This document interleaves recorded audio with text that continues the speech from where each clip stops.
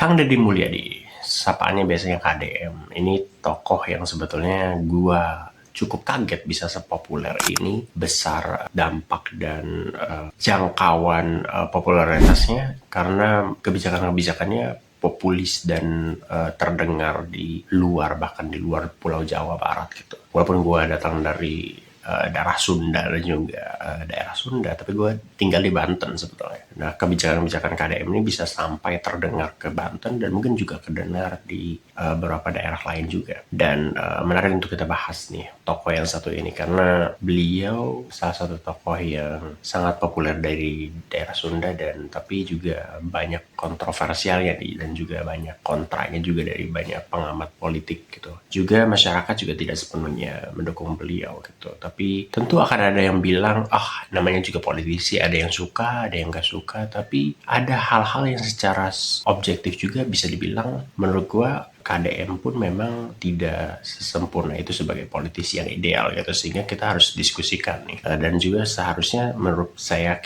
keyakinan saya harus ada penjagaan dari publik, dari masyarakat juga, karena KDM ini kultus penyukanya itu sangat-sangat agresif dan kadang-kadang berlebihan menyukainya gitu, sehingga bisa berbahaya untuk karakter KDM ini gitu. Tapi mari kita bahas satu-satu terlebih dahulu dari sisi hal-hal yang mungkin positif gitu loh dari KDM, dari keyakinan saya. Menurut saya beliau adalah tokoh yang memang terlihatnya genuine, terlihatnya memang nyata dan juga peduli terhadap masyarakat, sehingga dari situ saja satu poin penting gitu, karena banyak politisi yang tidak terlihat genuine gitu. Minimalnya beliau terlihat genuine. Apakah beliau betul-betul genuine atau enggak itu dipertanyakan sebetulnya, tapi minimalnya terlihat genuine aja dulu, terlihat jujur aja dulu gitu. Dan juga dipertanyakan juga apakah kompetensi atau enggak gitu, karena kompeten atau enggak maksudnya, karena untuk bisa jujur, untuk bisa peduli pada rakyat, untuk bisa menjadi orang baik itu saja tidak cukup, butuh kompetensi, butuh kemampuan untuk bisa memimpin dan menjabat sebagai pejabat daerah gitu, atau mungkin pejabat yang lebih tinggi nantinya kalau beliau berniat untuk melanggengkan kekuasaan ke arah yang lebih tinggi gitu. Jadi terlihat genuine adalah sesuatu yang penting sebetulnya untuk tokoh seperti beliau, itu tokoh politik. Di sisi lain dia punya kepedulian yang besar terhadap lingkungan, itu salah satu yang sangat gue suka. Dia punya kepedulian besar terhadap lingkungan. Banyak politisi yang bahkan untuk pura-pura terlihat peduli pun kayaknya malas gitu. Beliau terlihatnya sangat peduli terhadap lingkungan. Banyak situasi-situasi di mana dia lebih memedulikan lingkungan dibanding dampak ekonomi yang bisa terjadi gitu dari satu daerah gitu. Makanya dia gue sih secara pribadi mengacungi jempol untuk bagaimana dia terlihat sangat peduli terhadap lingkungan. Apakah itu genuine atau enggak, itu mari kita kesampingkan dan mungkin bisa kita perdebatkan di kesempatan berbeda. Minimalnya beliau terlihat punya kepedulian terhadap lingkungan gitu. Dia juga punya kesadaran isu sosial tentang isu kemiskinan, juga dia terlihatnya dekat dengan rakyat. Dia juga tokoh yang minimalnya mau untuk turunlah ke bawah gitu, karena itu sesuatu yang penting dan dirasa krusial sebetulnya kalau menurut saya. Karena banyak pejabat yang berjarak dengan rakyatnya gitu. Minimal dia turun, minimal dia dengar keluhan masyarakatnya secara langsung. Minimalnya kalaupun itu tidak ia benarkan, tidak ia lakukan keinginan-keinginan masyarakat, minimalnya dia dengar aja dulu.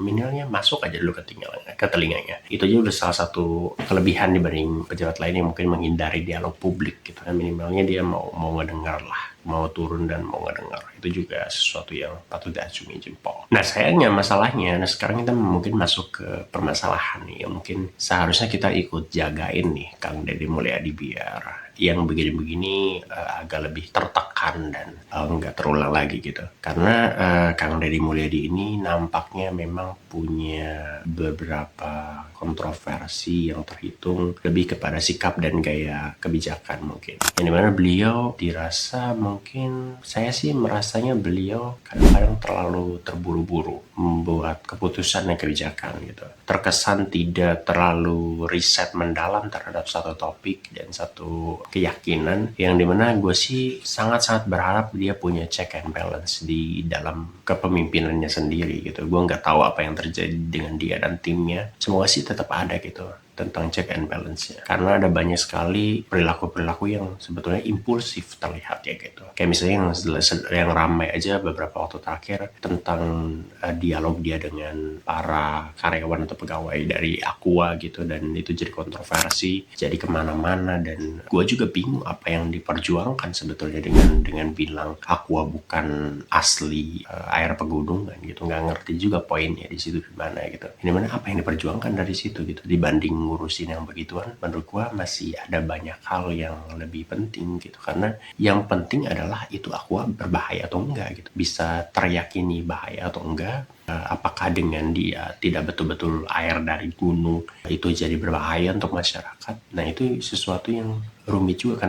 Kenapa yang begini jadi concern gubernur gitu, dan kenapa jadi penting sekali untuk diurus sampai kontroversinya besar sekali, sehingga dipertanyakan Kang Deddy Mulyadi ini kayaknya terburu-buru membuat suatu keputusan, dan terkesan juga gaya komunikasinya juga terkesan impulsif, terlalu cepat dan kadang-kadang mulutnya juga terlalu ringan gitu untuk ngegas ke seseorang gitu. Dialog dengan rakyatnya kadang-kadang keras sekali itu beliau dalam banyak kesempatan. Walaupun misalnya konteksnya masyarakatnya sedang salah gitu, orang di depannya memang dia rasa salah gitu, tapi keras sekali gaya komunikasinya gitu. Ini gue kayak ngelihat Pak Ahok pada masanya gitu, kayak keras banget, walaupun tidak se ekstrim Pak Ahok mungkin ya, tapi hanya saja gaya komunikasi yang seperti ini sangat sulit dan rumit untuk seorang pejabat publik, khususnya kalau misalnya dia naik lagi ke tingkat yang lebih tinggi. Mungkin untuk daerah Tanah Sunda atau Jawa Barat mungkin masyarakatnya merasa nyaman dengan gaya komunikasi seperti itu. Tapi ketika kekuasaan beliau dilanggengkan ke arah yang lebih tinggi, mungkin jadi kontroversi juga gitu untuk banyak orang gitu, karena tidak seperti itu gaya komunikasi politisi kepada masyarakatnya. Menurut keyakinan saya gitu, harus jauh lebih mudah diterima, tidak bernada kasar, tidak bernada merendahkan. Ada banyak banget situasi Kang Deddy Mulyadi itu dengan apapun niatnya, tapi yang diterima adalah sesuatu yang lebih kasar dan lebih raw gitu, lebih mentah gitu. Tidak difilter layaknya politisi, layaknya pejabat gitu. Bukan berarti harus berpura-pura, tapi menjaga omongan tuh agar tidak menyakiti masyarakat, karena masyarakat tuh pada akhirnya adalah atasan dari pejabat publik gitu, sehingga layaknya lu ngobrol sama atasan lu harus menjaga tutur kata lu gitu. Nah ini yang jadi rumit dari KDM ini. Saya rasa itu yang perlu seharusnya dijagain sama pendukungnya juga gitu. Pendukungnya tuh jangan keseringan terus ngebelain gitu, karena KDM saya rasa ada sisi otoriternya gitu kalau nggak betul-betul kita jagain. KDM tuh seringkali memang bikin kebijakan atau ucapan-ucapan tuh lebih kepada nampaknya lebih kepada improvisasi pribadi gitu, kayak betul-betul Raja Sunda gitu, kayak betul-betul dia tidak melewati proses diskusi yang lebih mendalam gitu. Dan ini jadi berbahaya kalau seorang pemimpin punya gaya yang terlalu otoriter gitu. Udah betul-betul berkomunikasi dulu, mencari tahu apakah arah kebijakannya ini bisa betul-betul baik atau ada hasil yang bisa berdampak buruk juga. Kayak misalnya kebijakan yang mungkin populis tapi juga dipertanyakan oleh orang-orang yang ahli di bidangnya, kayak misalnya anak-anak nakal yang dikirim ke barak militer, itu juga dipertanyakan sih. Gue pribadi juga mempertanyakan itu gitu, apakah itu betul-betul efisien atau enggak, dan nampaknya tidak melalui komunikasi yang intensif gitu dengan ahli-ahli di bidang psikologi, psikolog dan lain sebagainya gitu. Ini jadi rumit sebetulnya. Secara pribadi sih gue merasa KDM ini harus dijagain sama pendukungnya juga gitu, untuk tidak terlalu otoriter gitu, sehingga jadinya berbahaya gitu. Pendukung bukan hanya ketika memuji, bukan hanya ketika mendukung secara penuh tanpa betul-betul mengkritik apa yang dia yakini seseorang yang baik, tapi dia selalu puja-puji terus gitu. Seharusnya tidak seperti itu juga. Harusnya tetap ada ruang untuk mengkritik walaupun itu pendukung gitu. Ada banyak yang kalau kalian rasa tidak setuju seharusnya diungkapkan gitu untuk dikritik. Dan KDM ini sebetulnya potensinya besar, populer, hanya saja memang nampaknya harus ngerem di banyak hal gitu. sayang sekali kalau misalnya beliau tidak betul-betul bisa menjadi pejabat yang jauh lebih arif dan bijaksana gitu dengan situasi yang jauh lebih hubungannya birokrasi gitu. Karena nggak bisa gaya otoriter tuh di negara demokrasi, tidak bisa gaya yang terlalu keras, tidak bisa. Beliau akan berhadapan dengan banyak orang dan beliau bukan raja, beliau adalah pejabat publik. Ada banyak yang harus ditahan sama beliau gitu. Tentu pada akhirnya ya politisi, pejabat tidak akan bisa mengambil semua hati manusia, tapi saya rasa dengan menjadi pejabat publik yang lebih hati-hati dalam berbicara, hati-hati dalam membuat kebijakan, itu akan mengurangi bahan-bahan untuk menyulut kecaman atau kritikan dari masyarakat yang lain gitu. Sehingga itu yang harus diperjuangkan sih menurut gue. Sehingga tekanannya harus datang juga dari pendukungnya beliau gitu. Jangan sampai bola salju ini makin membesar dan beliau ketemu sama kontroversi yang lebih besar dan lebih berdampak besar lagi gitu. Karena kebetulan deh beliau harus betul-betul menjaga lisannya dengan baik gitu. Karena sudah terlalu banyak meme tentang beliau yang ucapannya terlalu eksplisit gitu ya, dari yang sifatnya terdengar jorok dan hingga sesuatu yang kasar gitu. Ini harus diperjuangkan oleh beliau sebetulnya. Maka dari itu dia poinnya adalah beliau harus jauh lebih menjaga mulutnya dan mungkin jauh lebih harus riset tentang kebijakan-kebijakan yang akan dia lakukan di masa yang akan datang. Sehingga sayang sekali kalau tokoh populer dari tanah Sunda ini tidak betul-betul melanggengkan sehingga jabatannya minimal ya wapres atau bisa jadi presiden gitu. Kalau beliau betul-betul optimal sebagai politisi dan ya gue juga nggak pengen, bukan karena dia Sunda terus jadi presiden terus gue puji-puji gitu, gue juga pengen dia jadi representasi terbaik gitu. Kebetulan dia yang paling populer, gue rasa sayang banget kalau dia nggak dipoles sedikit biar jadi lebih oke lagi gitu secara kebijakan dan tutur kata gitu. Sayang sekali sebetulnya gitu, karena tidak pernah ada representasi yang betul-betul kayak presiden dari tanah Sunda gitu.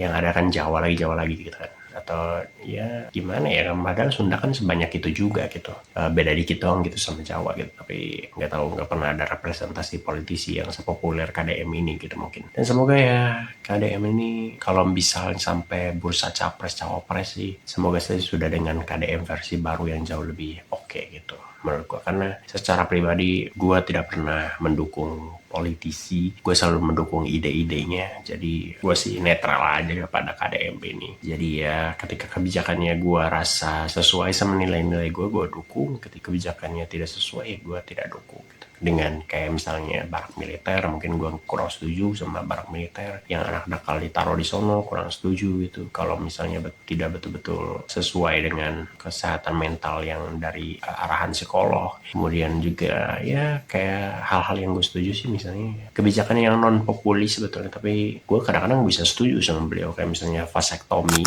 ide-ide tentang vasektomi yang kemarin itu juga ide yang menarik dan sebetulnya setuju juga gitu untuk konsep mengendalikan angka kelahiran pada orang-orang yang prasejahtera gitu, itu juga menarik sih, dan gue setuju kalau di situ. Jadi ya kalau ketika kebijakan setuju ya gue setuju, kalau enggak ya nggak usah terlalu kita puji orang ya segimana-gimananya lah, ya sewajarnya aja gitu. Ketika ya bagus ya bagus, ketika jelek ya jangan terlalu dipuja-puji gitu. Kita jujur kritik gitu. Itu menurut gua mendukung yang baik itu seperti itu. Teman-teman yang juga mungkin mendukung KDM, saya rasa sih jangan terlalu fanatik buta gila juga gitu. Tetap harus ada yang dikritik dari beliau, harus ada yang diperbaiki untuk menjadi pejabat publik yang jauh lebih oke. Itu mungkin kesimpulannya. Terima kasih sudah nonton video kali ini.